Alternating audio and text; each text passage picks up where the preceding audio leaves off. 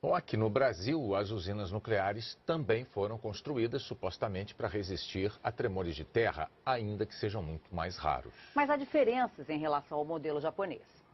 O Brasil começou a investir em energia nuclear na década de 70. Tem duas usinas em operação hoje, Angra 1 e Angra 2, que ficam no município de Angra dos Reis, no litoral sul do Rio de Janeiro. Juntas, elas produzem cerca de 2,5% da eletricidade consumida no país. Em qualquer usina nuclear, a operação é parecida. Dentro dos reatores, ocorrem fissões nucleares, que geram calor em altíssimas temperaturas. Quando a água entra em contato, gera vapor, que vai mover uma turbina para a produção de energia elétrica. Mas o sistema de resfriamento dos reatores nem sempre é o mesmo. As usinas japonesas que tiveram problemas usam apenas um circuito de água. No Brasil, são dois. Aqui há apenas água dentro dos reatores. No Japão, existe também vapor, o que tornaria mais difícil o controle em caso de acidente. A existência desses dois circuitos acoplados cria, a princípio, uma maior flexibilidade para enfrentar determinados tipos de situação acidental. Segundo a Eletronuclear, empresa que opera Angra 1 e 2, apesar de o Brasil não ter registros de grandes tremores de terra, as usinas brasileiras são preparadas para resistirem a abalos de até 7 graus na escala Richter e podem suportar ondas de até 6 metros de altura. A empresa mantém um plano de emergência em caso de acidentes. Se houver riscos para a população, uma sirene será acionada. Os moradores podem ser retirados da área, primeiro num raio de 3 quilômetros em torno das usinas. Dependendo da gravidade, pode passar para 5 e chegar a até 15 quilômetros. Para o professor de Física da Universidade Federal do Rio de Janeiro, o uso da tecnologia nuclear sempre passa por revisões depois de acidentes como o do Japão. E essas lições resultaram em novos procedimentos ou mudanças de projeto para assegurar que as usinas que estão em operação no mundo atualmente, elas modifiquem seus projetos para que não se repita a sequência de eventos que ocorreu nas usinas japonesas. O Brasil está perto de ter a terceira usina nuclear. Angra 3 deve ficar pronta em 2015 e o país tem planos de investir ainda mais nessa tecnologia. O governo pretende aprovar ainda este ano o projeto para a construção de outras 4 usinas nucleares. O debate vai aumentar sem dúvida nenhuma, mas eu tenho a convicção que isso não deveria alterar a política nuclear brasileira.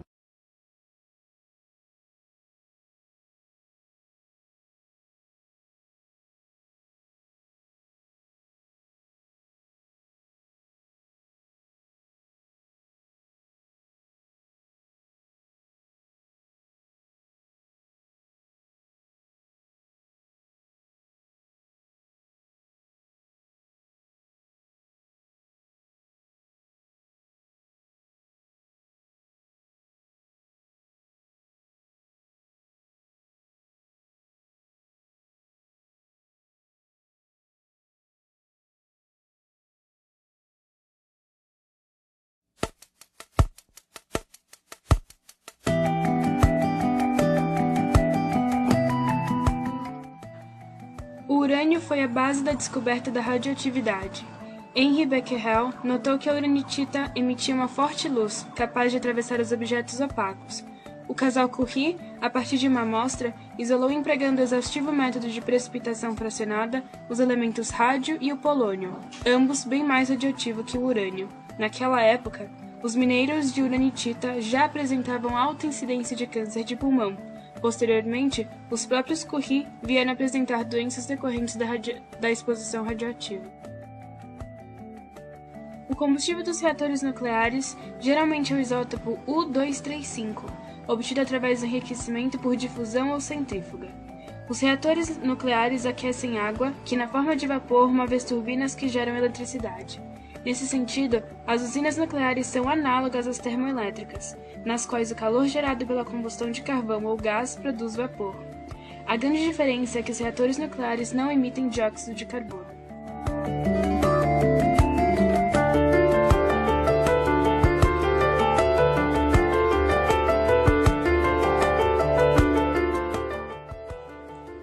Angra 1.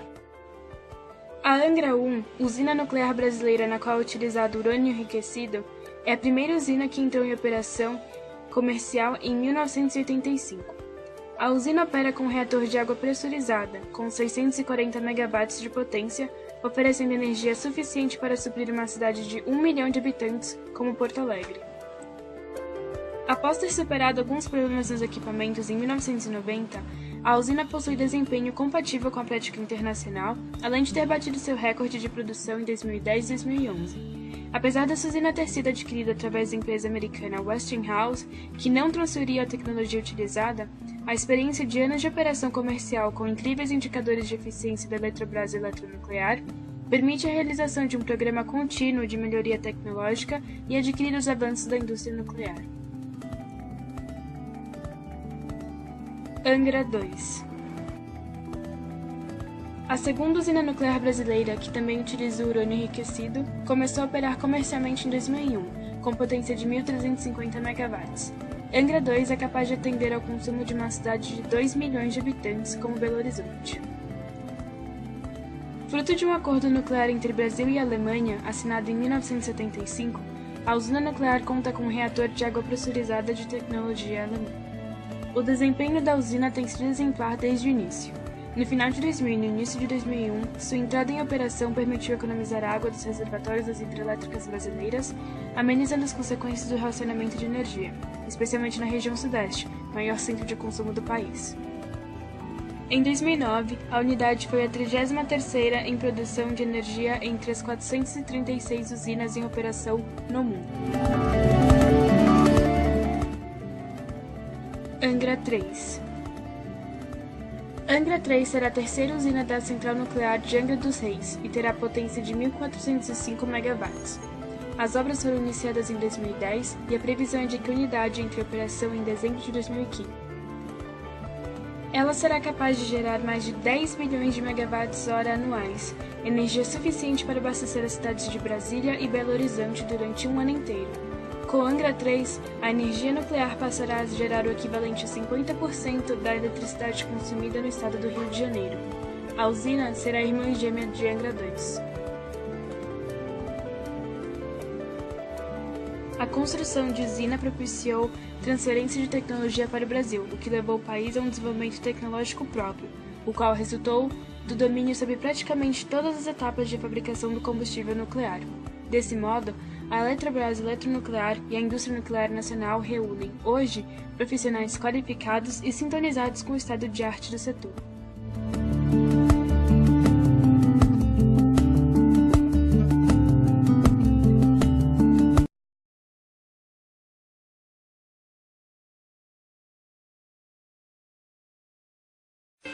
Em setembro, Goiânia se prepara para comemorar 54 anos. No penúltimo dia do mês, o que prometia ser uma tranquila primavera se transforma em pesadelo. Como um raio que cai sobre a cidade, a população descobre que uma ameaça se espalha pelas ruas. Um aparelho de radioterapia abandonado e aberto a golpes de marreta num ferro velho liberta a misteriosa luz azul. Luz da morte, da tragédia. A cidade está traumatizada. Chega um estranho exército. Batalhões de técnicos armados com aparelhos nunca vistos aqui. Casas são isoladas, ruas interditadas. Os primeiros contaminados são atendidos no Estádio Olímpico. Do lado de fora, o povo faz filas para o teste de contaminação. O embarque de alguns pacientes para o Rio é uma cena que mostra a gravidade da situação. Passado o susto inicial, a tragédia do Césio começa a despertar indignação. Os goianienses e todos os brasileiros descobrem que aquele acidente poderia ter acontecido em outras cidades. A energia nuclear mostra uma realidade cruel e deixa claro que o uso desse recurso exige, além da tecnologia, muita responsabilidade. Esta passeata no centro de Goiânia não denuncia apenas o que aconteceu na cidade. Coloca em xeque a política nuclear do país conduzida pela CENEM, a Comissão Nacional de Energia Nuclear. A emoção volta com a morte das duas primeiras vítimas da radiação. Há tumulto no cemitério e uma tentativa de impedir o sepultamento. Para algumas pessoas, os caixões contêm lixo atômico e não corpos de seres humanos. No começo de novembro, uma boa surpresa. Alguns pacientes que estavam sendo tratados no Rio melhoram e voltam para casa. O estado de saúde de milhares de pessoas terá de ser acompanhado pelos médicos durante muitos anos. As áreas atingidas pelo césio passam a ser descontaminadas. Uma delas será a Praça Leide das Neves Ferreira, homenagem de Goiânia à menina de 6 anos que se transformou num símbolo do primeiro grande acidente radioativo no Brasil.